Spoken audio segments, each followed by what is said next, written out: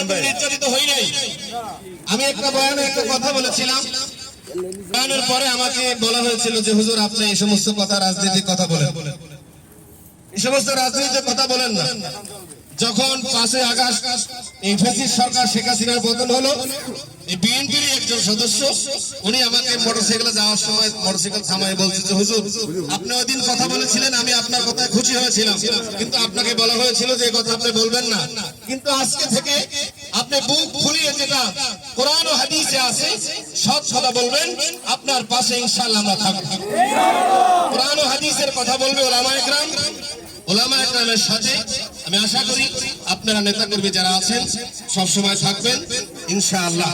আর ভবিষ্যতে ইনশাআল্লাহ আমরা সব সময় ইসলাম বিরোধী যদি কোনো কথা কেউ বলে তার বিরুদ্ধে আমরা আন্দোলন করব। আমাদের দেশের বিরুদ্ধে যদি কেউ কোনো কথা বলে তার বিরুদ্ধে ইনশাআল্লাহ আমরা আন্দোলন করব। ভারত সরকার যেভাবে শেখ হাসিনাকে দিয়ে আমাদের রাষ্ট্রকে দখল করার চেষ্টা করেছিল, এখন শেখ হাসিনা পলাইছে।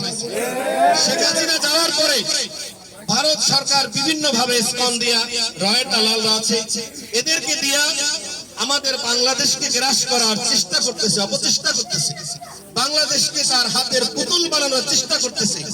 আমি স্পষ্ট বলে দিতে চাই, আমাদের এই বাংলাদেশ হাজারো মানুষের রক্তের বিনিময়ে স্বাধীন করেছে, হাজারো মায়ের কোল খালি করে বাংলাদেশ স্বাধীন করা হয়েছে। এই বাংলাদেশ ওলামায়ে কেরামের দেশ, আউলিয়াদের দেশ। এই বাংলাদেশের দিকে যদি কেউ বাঁকা নজরে তাকায়, ইনশাআল্লাহ ওলামায়ে কেরামের নেতৃত্বে সেই চোখকে উপড়ে ফেলা হবে ইনশাআল্লাহ।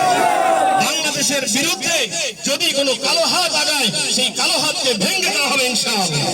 যদি কোনো কালো পা বাংলাদেশের বিরুদ্ধে সে বাংলাদেশকে দখল করার জন্য বা বাংলাদেশের কোনো ষড়যন্ত্র করার জন্য কোনো পা আগায়, সেই পা এই ইসলামী জনতা ওলামায়ে কেরামের নেতৃত্বে ইনশাআল্লাহ ভেঙে দেওয়া হবে ইনশাআল্লাহ। আর যদি কোনো দিনে দেমাগ এই বাংলাদেশ নিয়ে খারাপ কোনো মন্তব্য করে, খারাপ কোনো চিন্তা করতে চায়, সেই খারাপ চিন্তাওয়ালা রাস্তাটা ক্লিয়ার করে দেন, রাস্তাটা ক্লিয়ার করে দেন, দেহ থেকে আলাদা করে দেন ইনশাআল্লাহ। আমি মনে করে দিতে চাই হযরত সাহাবায়ে কেরাম যেভাবে রক্ত দিয়েছেন, আমরা ওলামায়ে কেরাম সাহাবায়ে কেরামদের উত্তরসূরি, আমরা ভুলি নাই, আমরা সাহাবাদের বিসর্জনকে ভুলি নাই, আমরা রক্ত দিতে প্রস্তুত, আমরা জীবন দিতে প্রস্তুত। তারপরেও বাংলাদেশের সার্বভৌমত্বকে আমরা নষ্ট করতে দিব না ইনশাআল্লাহ, দিব না ইনশাআল্লাহ। সবাই থাকবো তো ইনশাআল্লাহ, ইনশাআল্লাহ। এই পর্যায়ে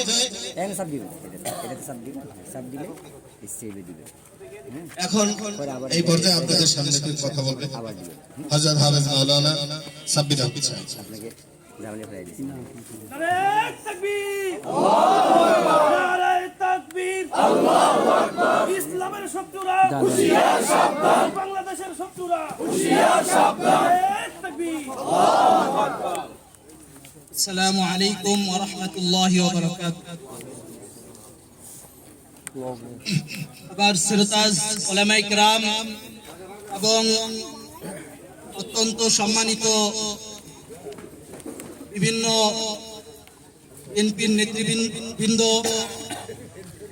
এবং সর্ব মহলের ছাত্র জনতা সকলকে জানাই আন্তরিক শুভেচ্ছা।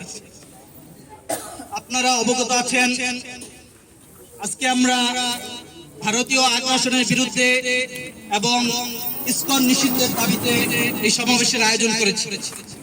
এরই সাথে আমাদেরকে জানতে হবে আজকের এই দিনটি খুবই আমাদের জন্য একটি দুঃখজনক এবং কষ্টের ছিল, কারণ এই দিনেই ভারতের বুকে আমাদের মসজিদ বাবরি মসজিদকে শহীদ করা হয়েছিল এবং এই ভারত আমাদেরকে চোখ লাগায়, তারা আমাদের দেশে সংখ্যালঘুদের নির্যাতনের কথা বলে, কিন্তু ইতিহাস সাক্ষী বাংলাদেশ স্বাধীন হওয়ার পর থেকে আজ পর্যন্ত এরকম কোন নজির, এরকম কোন ইতিহাস নেই বাংলাদেশে কোন মন্দির, কোন পূজার অর্চনার মধ্যে মুসলিম তাওহীদ জনতা আক্রমণ করেছে, তাদের মন্দির ভেঙে মসজিদ বানানো হয়েছে, কিন্তু তারা আমাদের বাবরি মসজিদকে শহীদ করেছে এবং তারা বিভিন্ন মসজিদে এরকম ভাবে মন্দির খুঁজে বেড়াচ্ছে।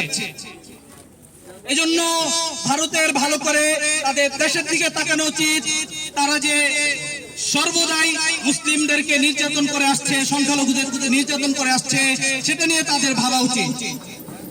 আজও পঞ্চগড়ের বর্ডারে আজকে আমাদের একজন বাংলাদেশিকে হত্যা করা হয়েছে বিএসএফ এর গুলিতে। আপনি কিভাবে একজন মানুষকে গুলি করতে পারেন? যদি কেউ অন্যায় করে থাকে আপনি সুন্দরভাবে কথাবার্তার মাধ্যমে তার জন্য আইনগত ব্যবস্থা নিতে পারেন, কিন্তু তারা এই সকল মর্মান্তিক ঘটনা ঘটাচ্ছে আর উল্টো চোরের মার বড় গলার মতো তারা আমাদের দিকে চোখ রাঙাচ্ছে, আমাদের দিকে এই সংখ্যালঘু নির্যাতনের দোষ চাপিয়ে দিচ্ছে, কিন্তু তারা সর্বদাই নির্যাতন করে যাচ্ছে। কয়েকদিন আগেও একটি মসজিদে আক্রমণ করে 4 জন মুসলিমকে হত্যা করেছে। এজন্য আমরা কোনো হিন্দু ভাইদের বিরুদ্ধে না, হিন্দু ভাইদেরকে আমরা জান প্রাণ দিয়ে রক্ষা করতে প্রস্তুত। তারা আমাদের ভাই, তাদের সাথে আমাদের কোনো শত্রুতা নাই, কিন্তু তারা যদি হিন্দুত্ববাদ প্রতিষ্ঠা করতে চায়, তারা যদি রাম রাজ্য প্রতিষ্ঠা করতে চায়, তাহলে আমরা এটা কিছুতেই মেনে নিব না, কিছুতেই এটা হতে দিব না। এখানে যদি আমাদের ভাইদেরকে জিজ্ঞাসা করা হয় কে দেশকে বেশি ভালোবাসে, তাহলে দেখা যাবে প্রত্যেকেই বলবে আমি সবার থেকে বেশি আমার দেশকে ভালোবাসি। এজন্য এই বাংলার প্রতিটা মুসলিম, প্রতিটা যুবক তারা বীরের জাতি, তারা কখনোই মাথা নত করে না, তারা কখনোই ভারতের দিল্লির চোখ রাঙানিকে ভয় করে না। এজন্য আমাদেরকে চোখ রাঙানি দিয়ে, আমাদেরকে হুমকি ধমকি দিয়ে আপনারা সফল হতে পারবেন না।